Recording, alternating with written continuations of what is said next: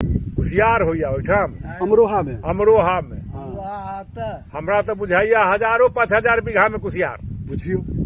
आ वो कुशियार के जे छै हाँ कुशियार कटेले छिलेले आ किसान जे छै से अपन ट्राली पर लोड केलक जकरा जेहन गाड़ी के साधन छै हाँ लऽ कऽ मिल पहुँच गेल। लऽ कऽ मिल पहुँच गेल। मिल पर जे छै से ओकर वजन भेलै तोरा पर्ची भेटला।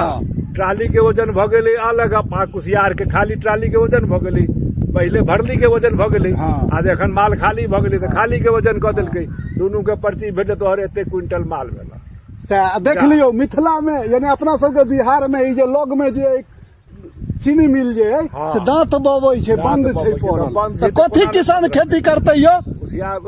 ई तऽ सरकारों के कनि ध्यान देबा के चाही ने कि किसान के सुविधा भेटबाक चाही ओकर जोगाड़ लगबाक चाही तहने ने मन से खेती करतै किसान। हम पहले जकाँ मेहनत करतै। आब सुनऽ में आला जे एक तरफा दोष नहीं छै। हाँ सुनै तऽ छियै कि मिल सब शुरू भऽ रहल छै तऽ शुरू भऽ रहल छै तऽ पिछलो साल सुनने रहियै अहू साल सुनने छियै।